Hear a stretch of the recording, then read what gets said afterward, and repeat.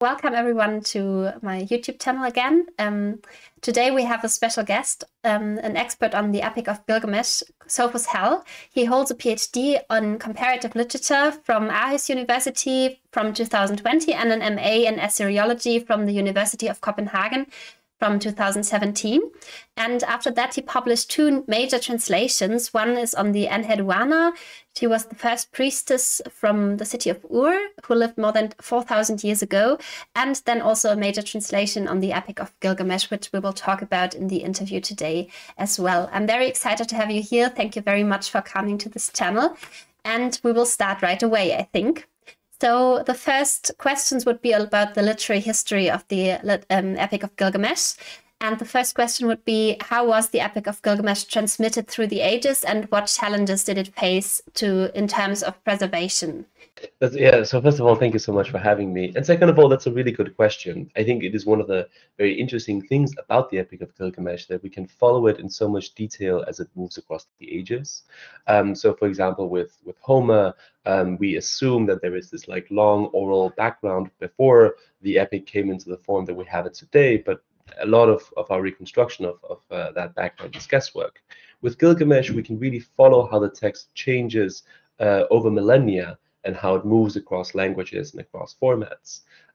So the very earliest mentions of Gilgamesh's name date to the earliest parts of the 3rd millennium BCE, but we can really begin to get a sense of the stories about Gilgamesh coming into being probably in the late 3rd millennium BCE, so around the 21st century. And at this time, the stories about Gilgamesh are not one single epic, as they would be later, but 5 disparate Sumerian poems. And the reason that we think that they were composed around the 21st century BCE is that they're seen by many scholars, and I think I agree with them, as a reflection of the rule of the empire known as the 3rd dynasty of Ur, and especially associated with King Shulgi. But as I said, at this time, the stories about Gilgamesh are in Sumerian, and they are separate poems rather than one composition. And that seems to change as we get into what's called the Old Babylonian period. So here we are around 1800 BCE, where we see the composition of a single narrative about Gilgamesh in Akkadian. And then you get a very interesting period for the next 500 years or more, in which the epic, well, it does two things at once. First of all, it moves out into the wider world. This is a time in which the Akkadian language, so this is the language that has the Babylonian and the Assyrian dialect, with Gilgamesh at this time being composed in Old Babylonian. So the Akkadian language becomes this international lingua franca that is spoken across the ancient Near East. And so we see versions of Gilgamesh traveling across the wider ancient Near East and also being translated into other languages, including Hittite and Hurrian. But while it is expanding, it is also very much a fluid text at this time. Different manuscripts that are found from this period show quite different versions of the text.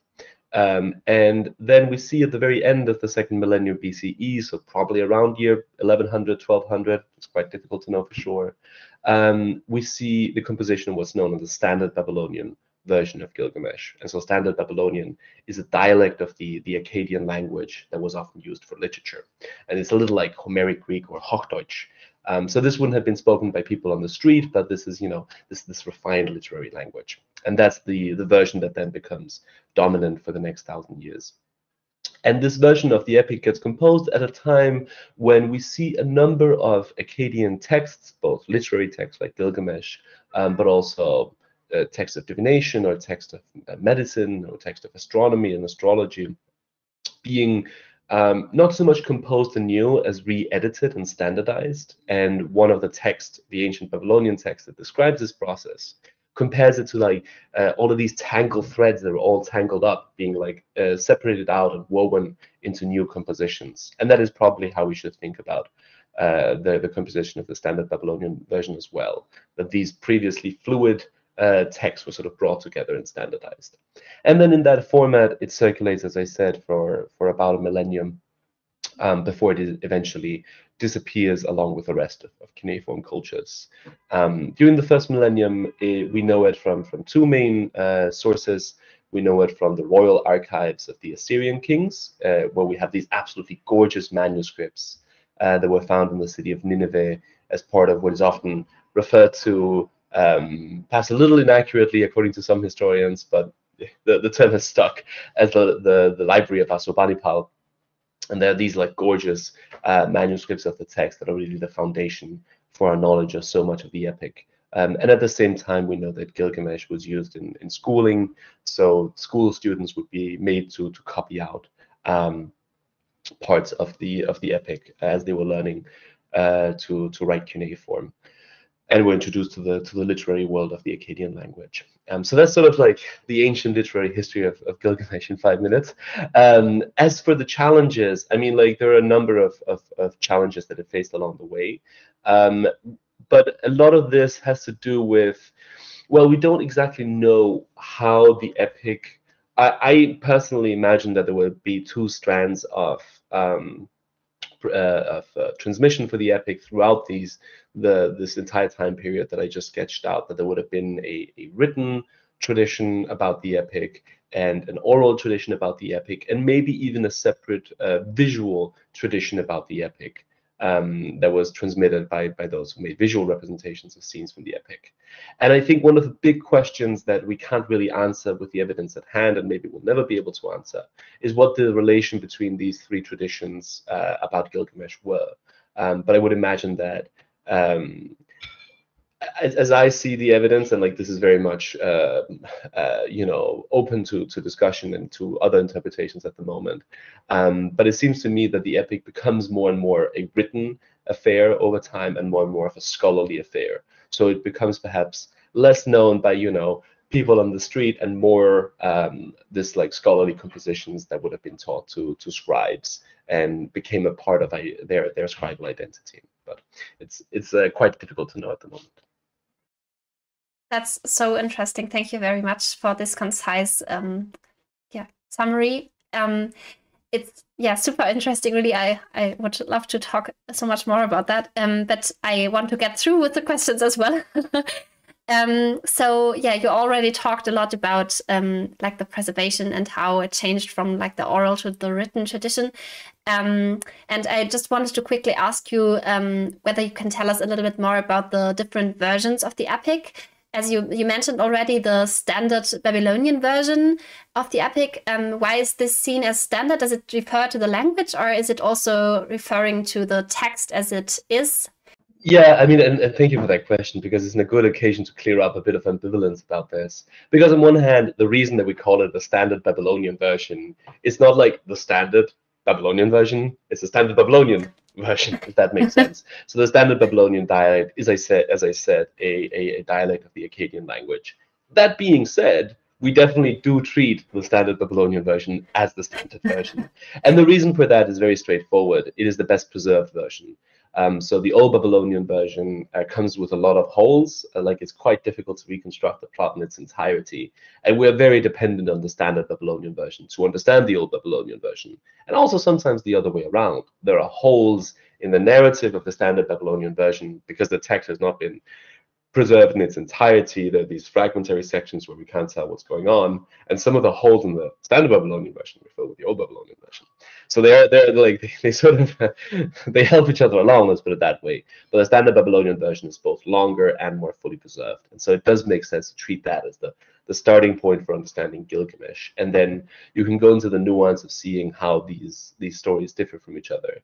And my colleagues, the other scholars working on Gilgamesh, can be quite divided at times between some who see the old Babylonian version and the standard Babylonian version as quite similar, as like, quite close to each other, and others who really emphasize the differences between them. And even the differences, some see differences within the old Babylonian version, and actually think of there having been multiple versions during the old Babylonian period. I think overall, though, it's fair to say, and this was the argument put forward by the main scholar on Gilgamesh, Andrew George. I think he's very right in saying this, that when we move from the old Babylonian version to the standard Babylonian version, we really see more of an emphasis on things related to scholarship. As I just mentioned, it becomes more of a scholarly text. So the old Babylonian version is a fairly straightforward tale, as we can reconstruct it right now, of heroism and the love between these two main characters and drama and so on and so forth. Whereas the standard Babylonian version, I tend to think of it as a philosophical tragedy.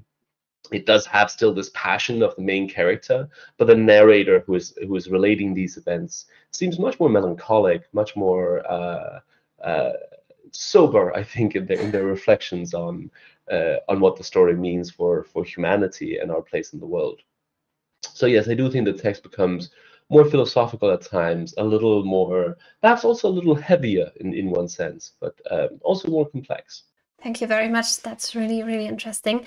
And how does this structure of the epic, how does this compare to other ancient literary works? And what do you think that reveals about storytelling in that area? So I love this question because this question is like to the very heart of my research. Like it is something I think a lot about, what structures of storytelling recur across Babylonian stories and other cuneiform stories. This is like, if my research is about anything, it's about this, how these stories, the structure of these stories get adapted in different ways to different stories. And I've actually published a book together with a colleague of mine called Gina Konstantopoulos, an edited volume in which we sort of began thinking about these questions.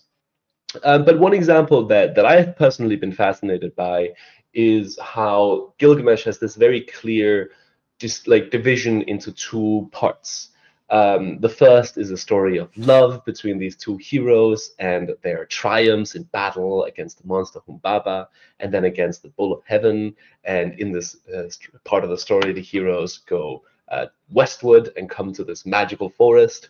And then the second part is about the loss that Gilgamesh suffers when Enkidu dies. It's about his big failures. We have the successes before, now we have his failures, and now he travels east and again comes to an enchanted forest. And there are all sorts of symmetries to be found between the first and the second part.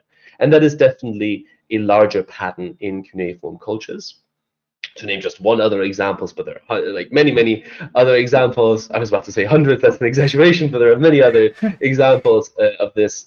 You can take the Epic of Atrahasis, which is an older epic that first narrates how humanity was created and then how humanity was almost completely destroyed in the flood. So again, you have the same mirroring structure, and that's really something that recurs throughout cuneiform culture. And I really find it such a fascinating aspect of the Babylonian literary tradition to have this emphasis on mirroring and on sort of seeing the world from one side and then from the other side.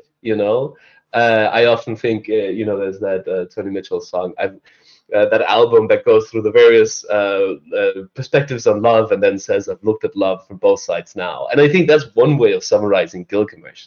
It is about love and it is about loss. And I do think that is a key part of how Babylonians think about the world. They think about it from both sides. Often also you see in a very separate kind of tradition, the Omen tradition, you see, they will have these polar examples. So if this happens to the right side, then so and so, and if this happens to the left side, then so and so. So there's a lot of emphasis on seeing the world through pairs of oppositions. And I definitely think that's reflected in the narrative structure. But that's one of several examples of recurring patterns and structures that we see in Gilgamesh. Another very famous one is that it seems, and I very much believe this, that the story ends with Gilgamesh becoming the narrator of his own story. And that is also something that recurs across the cuneiform tradition. Not so much that the stories end with the character becoming their own narrator, but more generally that stories end by describing how they were composed, how they came into being. So to name an example of that, the Babylonian Epic of Creation, Enuma Elish, ends by describing how it was written down. And I do also think that we are meant to imply that the same happens in Gilgamesh. He comes home after all of these many journeys and then begins to tell his own story. So that sense of the story ending in itself, ending by describing how it came into being, I think that's another example of narrative structure that recurs across Babylonian literature and that is used in Gilgamesh in a very interesting way. Thank you so much. I already also noticed when I was reading the Epic of Gilgamesh for the first time now at the beginning of the year, this twofold structure at the beginning, the story of the friendship and everything, and then the loss and also the quest for immortality. And I think that was so compelling and so interesting. but also like telling one's own story. That's really interesting. I think you could also see that, for example, in the Odyssey, although it's not like at the very end, but I think that's also like if you want to go further away from the cuneiform literature, but also to the Greek literature, for example, but maybe that would go too far now. The next question would be how influential you think the Epic of Gilgamesh was, like in ancient times, but until nowadays, also concerning like as a part of world literature, like from its tradition, the storytelling, did it also influence other texts? And through this, I also wanted to ask you about your own translation on the Epic of Gilgamesh. Why did you decide on translating it on your own? And how does your translation maybe differ from older translations, like from, for example, Andrew George, I think also published a major translation in, I think, like 15 years ago, I'm not sure. But yeah, I would love to hear a little bit more about that as well. Sure thing. So just to start with how influential it was, I think we can sort of just like divide that question into its ancient influence and its modern influence. And so just to start with the ancient influence, within the world of cuneiform, Gilgamesh was massively influential. It was one of the three most influential literary compositions written in the Akkadian language, the other two being the Epic of Creation, I already mentioned, Numa Elish, and another epic called Era. These are the three of which most copies have been excavated, which really gives you a sense that this is one of the key texts. And I think it's especially noteworthy in the case of Gilgamesh because Gilgamesh is so much longer than any other Babylonian text. Well, any other Babylonian literary text. And Gilgamesh is, I think, about 3 times as long as or at least twice as long as the second longest. So it is really like a more, in that sense at least, a more ambitious literary composition than the other ones. And we can also see its influence in the way it's quoted in other literary texts, sometimes very positively, sometimes with a bit of like an oppositional edge. Other texts make fun of Gilgamesh or they use Gilgamesh for their own purposes. In some ways, there are other literary texts from the ancient world that did have maybe a more profound impact. Again, I think the Babylonian Epic of Creation is a top contender because it really did help to reshape the theology of the cuneiform world. But Gilgamesh is still one of the most influential texts in the ancient cuneiform context. Its influence beyond that cuneiform context, but still in the ancient world, is more difficult, and there has been a lot of discussion about this, about its impact on the Homeric epics, whether there is any impact on the Homeric epics or not. And my colleagues will debate this question on and on. And I have to say this is not my main area of expertise to tease out the evidence for its direct influence. I think at the moment I'm a little skeptical, but that doesn't mean that we shouldn't think about Homer and Gilgamesh in relation to each other. We can just think about them as texts to be understood in relation to each other and thought about in relation to each other without saying that there was a direct connection. And the other similar question is its influence on the Hebrew Bible. And there it's much easier to say that the composers of the Hebrew Bible, especially the parts that were composed during the Babylonian captivity, they definitely knew Gilgamesh and definitely responded to Gilgamesh in a variety of ways. But there the question is not so much whether, but like how, and what exactly does it mean if Babylonian stories or motifs get picked up in the Bible and reworked and reshaped. And again, that's outside my immediate area of expertise. But then in the modern world, it has this very explosive impact. It arrives quite explosively on the modern world literary stage, and now it's been translated into 24 languages and adapted into everything from symphonies to manga to modern novels to plays to statues to whatnot. It is really interesting to see its position in the modern world. And that's, as a scholar of Gilgamesh, its modern reception is one of the things that interests me the most. And what I like to say about Gilgamesh in the modern world is that it's a found foundation. So it's a foundation in the sense that in the modern world, people are drawn to Gilgamesh in part because they see it as this like the beginning of literary culture. And everybody is always making these claims about it being the oldest this or the oldest that. Which often isn't true. It's not the oldest piece of literature, but I think it speaks to people's desire for it to be truly the foundation of literary culture. But at the same time, it has this quality of being found, of being discovered, and relatively recently so. more recently than, for example, it has a much shorter modern history than something like the Iliad or the Odyssey. And so that means that people are still, in a sense, working through what it means, working through exactly what Gilgamesh is all about, and they come up with very different answers. So it has that sense of being a little unsettled in the modern world, which I honestly think is good for it. I think it's good for the text to be a little unsettled, because that means that people can still think with it and think through it for themselves. And I think Gilgamesh, there's so much, truly so much we have yet to learn about the text, yet left to think about. I think we're just on the beginning of understanding what Gilgamesh is about. And I find that very exciting. And as you know, that leads up to my own work on the epic. And as you said, yeah, it was such a fascinating journey to translate it. And such an honor and a privilege to do so. And yeah, I'm still, still not fully over that fact. I think in answer to your question of like how my translation positions itself in relation to the others, there's a theorist of translation called Theo Hermans who has this very good line about how translations are sort of in a dialogue with each other. When you're translating a text, you are in dialogue, of course, with the original, but you're also in dialogue with other translations. And I think other translations help shape the translation that you make. And that was very much the case with Gilgamesh. I felt like each of the translations out there did something very important. So, for example, you mentioned a translation by Andrew George. And George is truly a master of picking out the exact right English word for the Akkadian word. And so if you want a sense of like what kind of nuances might there be in this Akkadian word, of course, a translation can't do everything. But if you want that sense of not exactly faithfulness, though it is also that, but a sense of like an understanding of how you can use the English language to most approximate the meaning of the Akkadian, then George is the person to go to. And if you want a sense perhaps of, because already when it was composed 3,000 years ago, Gilgamesh was meant to sound old. So if you want a sense of that, like, heavy literariness, Benjamin Foster is definitely the person to go to. If you want a sense of how experimental the text is, I really like the translation by Jenny Lewis, which is more of a version, like a retelling than it is a translation, but I really like it. So there are all of these out there, and so I had to do something that hadn't been covered in a sense.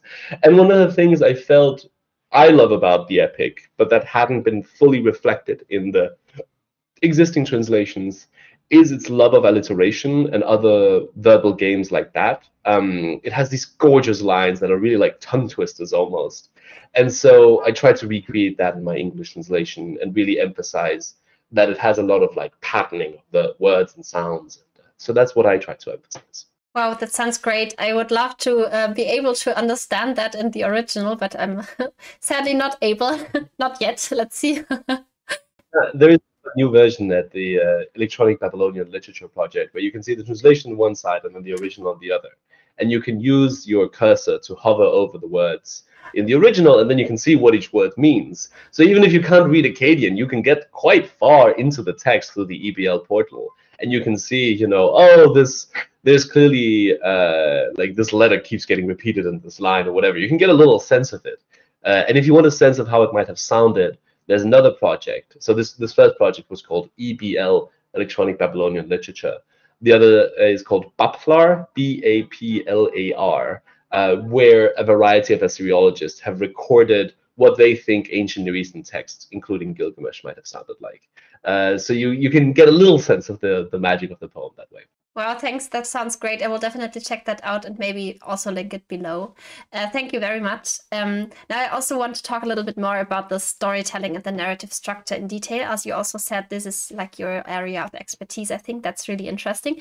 And I also wanted to draw a little bit on your own academic writing. I've been looking into one of your papers called Tablets on Narrative Episodes in Babylonian Poetry, in which you argue that we should understand these tablets of Gilgamesh as episodes in a series. And I wanted to ask you why you think this is important and how this can change our reading and understanding of those tablets. Yeah, thank you so much for drawing attention to that. I really loved writing that article, so I'm happy to see it mentioned. And I mentioned earlier that I edited a book with Gina Konstantopoulos about this question of narrative structures, and this article is in that book, so that ties neatly together. But yeah, basically, I think it does change how we read the epic if we remember that each of the sections of the epic that we would today read as a chapter was more of an independent object in the ancient world. And so, for example, if you look at archives, personal archives, where a scholar in 5th century Babylon or whatever had copies of Gilgamesh, then they would have had not necessarily the entire epic. They might have had tablet 1, 5, and 7, because every tablet would start up as an independent composition that it would make sense to own and to copy and to appreciate on their own. And so I think, if you think about it more like a TV series today, like we can appreciate how an episode fits into the overall arc, but we can also think of each episode as a work of art in itself. And I think thinking about Gilgamesh in those terms reveals some new structures of the epic that might otherwise not be quite so apparent. So, for example, one episode that I think is very neatly delimited is Tablet 5, in which the heroes enter the forest of this monster Humbaba at the beginning of the tablet, and then they leave the forest at the end of the tablet. And so this episode is very clearly within the forest, and there are similar structures in the other tablets. And the epic also plays with this. At the end of tablet 6, there's a real cliffhanger, and this is like the middle tablet. And so, that is, I said it had this 2-act structure. So when it turns from one to the other, there is a very real cliffhanger when Enkidu gets up from a nightmare and says, "Why, my friend, were the gods in council?" And, in order to get the answer to Enkidu's question and figure out what's going on, you have to, not just turn the page, which is what we do. You would actually have to get the other object, the other clay tablet that would have tablet 7 on it. A little like, stay tuned and watch the next episode. So I think that's, you see some things about the story by remembering that these tablets are independent objects. Yeah, that seems to make a lot of sense, actually. And I think it's really important that you're drawing attention to that. The next question, I think you answered it in parts already, but maybe you can add something if there's anything else you want to tell. I was just interested in what you think are the most remarkable features of the narrative of this epic.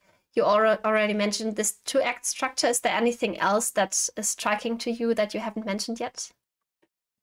Yeah, exactly. So I already mentioned the sort of like self-referential ending and this division into 2 acts. Another thing I would like to mention that sort of ties into both of those things is how the epic uses the walls of Uruk.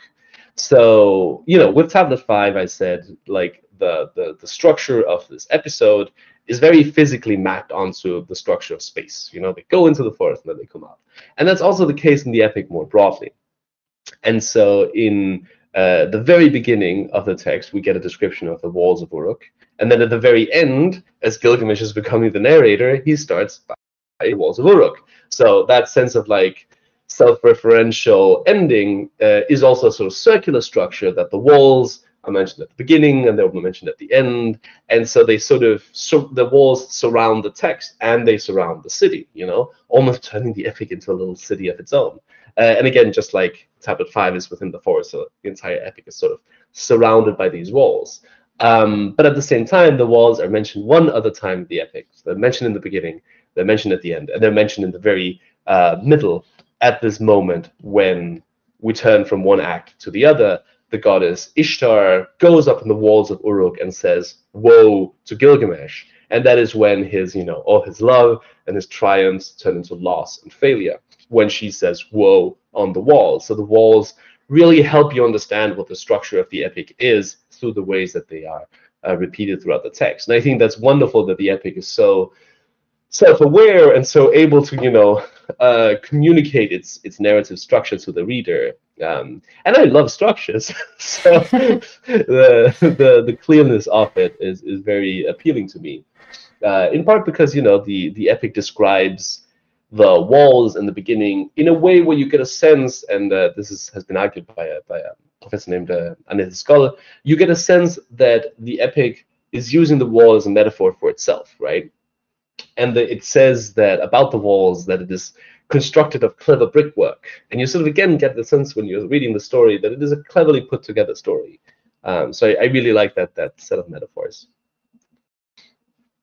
Yeah, that seems to illustrate the narrative really well, actually. I really like that image as well. Thanks for informing us about that. The next question would be on the 12th tablet, which is often seen as an appendix to this standard version with the 11 tablets. And it consists of one of the older Sumerian poems abbreviated and translated into Akkadian. And it is clearly distinct in both storyline and style from the preceding 11. This is what you say in your paper. And I just wanted to ask you whether you can tell us a little bit more about the differences between like tablet 12 and the 1 to 11. Sorry.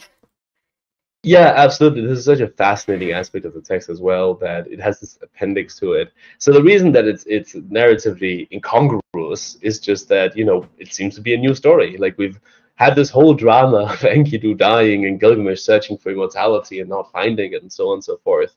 And now we start a new story in which Enkidu is alive again. And it's quite a plot point that Gilgamesh seems to be unmarried.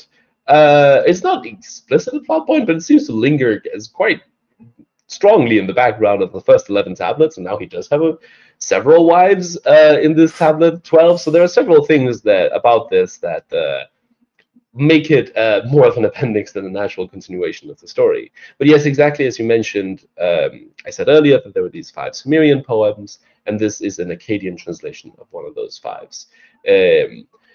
And there are several things to be said about Tablet 12. So the first is that Gilgamesh, in Babylonian belief, would go on to become a judge among the gods. So, you know, maybe we can compare it to, not exactly, but a little like St. Peter in the Catholic tradition. So that, you know, Babylonians might have expected to meet Gilgamesh in person when they died. And Tablet 12 reveals to Gilgamesh, because Enkidu has to go down to the underworld and then comes back up as a ghost, and reveals to Gilgamesh how the underworld functions, what its rules and regulations are, through a series of questions that Gilgamesh asks and that Enkidu answers, that all have the same format. You know, did you see the man who X, who died in his prime, or who had a certain number of sons, or whatever? And Enkidu then replies. So the episode narrates, like, the episode explains the structure of the underworld, and the Babylonians thought of Gilgamesh as the ruler of one of the rulers of the structures of the underworld. So that's sort of the context for that. More generally, I do think that, you know, it's important to note that the structure of question and answer also is related to the structure of Babylonian knowledge more generally. When Babylonians wanted to study the world, they generally did so through the same structure of a long list, in which was, if this, then that. That is the structure they use for omens. So if a planet does this, then the king will die. Or if the entrails of a sacrificed sheep look like this, then you will become rich, or whatever it might be. But it is also the structure of laws. So if you kill a man, you shall be killed. Or it is the structure of medicine. You know, if you have these and these symptoms, then you are struck by the hand of Ishtar, and this is what you have to do to recover, or whatever. So the structure of if and then, it's not explicit in Tablet 12. It doesn't say if and then, but it sort of says it. You know, Gilgamesh says, did you see this man? What about him? He is like this. So Tablet 12 is a little more scholarly in its structure. And this series of questions and answers would have felt to the Babylonians like an authoritative account of knowledge, of what knowledge about the underworld. And so that is why I think also I like the metaphor of the appendix. You know, you sort of get a sense of a scholarly appendix to a literary composition. And many Babylonian, going back to this question about repeating narrative structures, many Babylonian compositions do end with a long climactic list that is meant to tell you something about the world.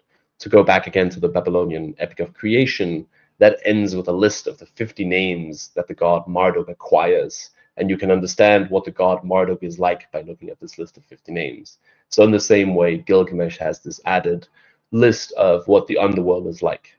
So that's how it sort of fits into the cultural context in general. Thank you very much. That was really insightful for me as well. As I haven't read the 12th tablet yet, I only had a version in which it was summarized but not like really written down. So that was really interesting. I will have a look at that as well later on. Now we have like one more question about what you already mentioned as well, a little bit about this themes such as death and afterlife. So how does the epic treat these themes? And I also wanted to ask whether you can draw a connection to the cultural beliefs and attitudes towards death and afterlife in ancient Mesopotamia. Yeah, that is a really good question.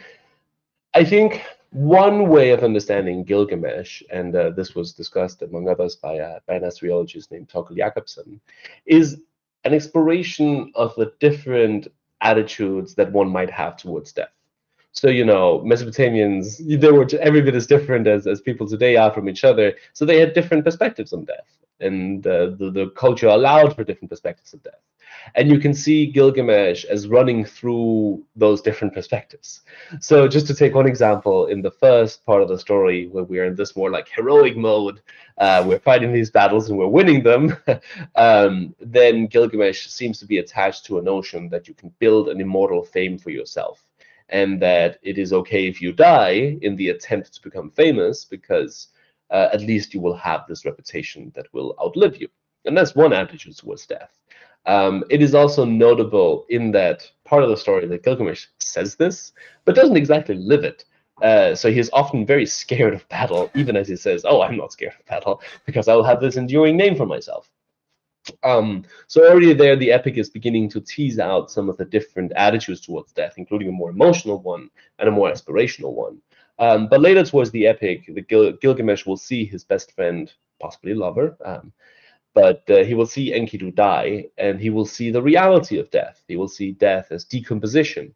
The epic names that, the Gilgamesh mourned over him for so long that he saw maggot drop from Enkidu's nose. So there is the very fleshy reality of death.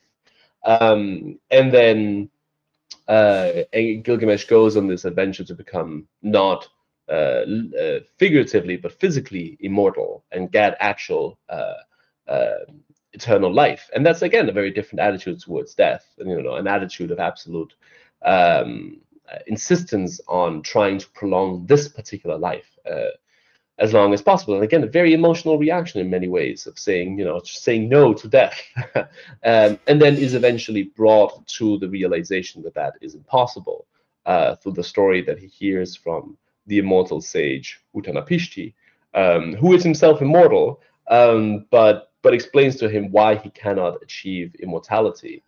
Because he explains that he was granted immortality during the flood that killed so many people. So not even the desperate Gilgamesh would be able, or I hope willing, to recreate that, And Utanapishti himself delivers this absolutely stunning lecture about the nature of death, in which he says that death is, as I summarize it in the book, I think what Utanapishti's lecture is about is that death is both the most certain thing and the most uncertain thing. We know that it has to happen. Nobody escapes death, but we don't know how or when or where it'll happen, or what it will feel like, or what it will look like.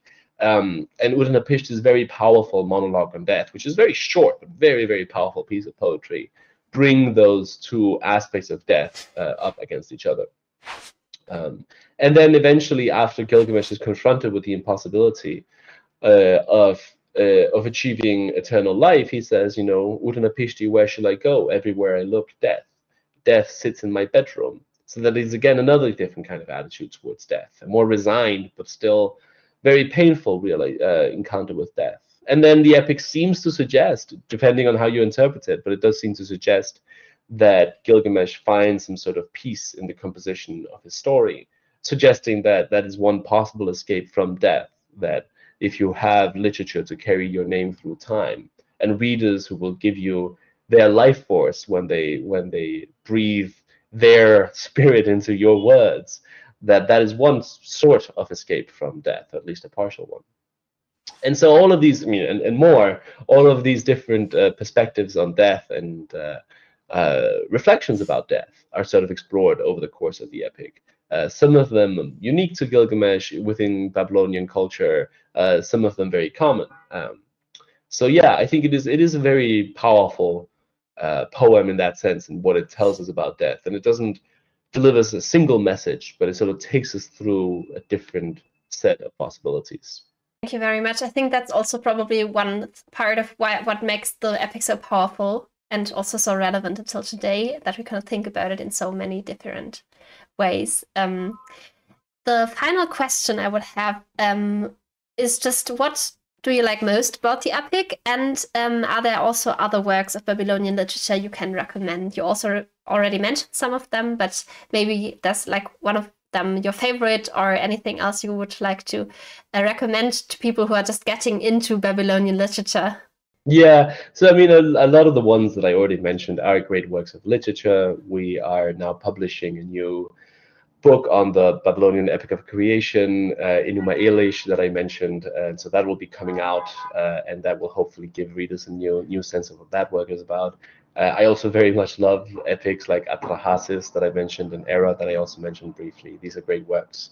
But I would be remiss if I didn't also mention the poetry of the Sumerian poetry of the first known author in Enheduanna that I translated alongside Gilgamesh. These are very, very powerful hymns to the goddess that is known in Sumerian as Inanna and in Akkadian as Ishtar, who is this goddess of change and contradiction and violence and love and everything in between. She's this fascinating figure, and these are fascinating hymns about her, written by or at least attributed to, a woman who lived during an incredibly turbulent period of ancient Near Eastern history, and who herself seems to be a very interesting figure called Enheduanna. So that is another text I would definitely point to. As for what I like best about Gilgamesh, it's a really good question. There's so many things I love about it. I think I love how much it does with so little. It is not a particularly long text. Like in translation, it comes out to 110 pages, but there's always more to be found in Gilgamesh. There's like, I keep discovering things, even now that I'm entering my 15th year of thinking and reading, thinking about and reading and translating and talking about the epic. I keep stumbling over new things. So truly, the amount of poetic power and philosophical reflection that it packs into such a tight space, I think that would be my favorite part about the epic. Thank you. I think that's a very wonderful end to this interview. Just keeping in mind how wonderful this epic is, and that you can get into it so well and also get so much out of it every time you read it again. That's really great. Thank you so much for the interview. It was really insightful and wonderful, and I learned a lot. Also, that the standard Babylonian version is not the standard because of this, but rather because of the dialect. Thank you very much for all these insights. It's been great having you here. Thank you for your time and expertise. Thank you for inviting me. And thank you for your wonderful. I really enjoyed it. Great, thank you.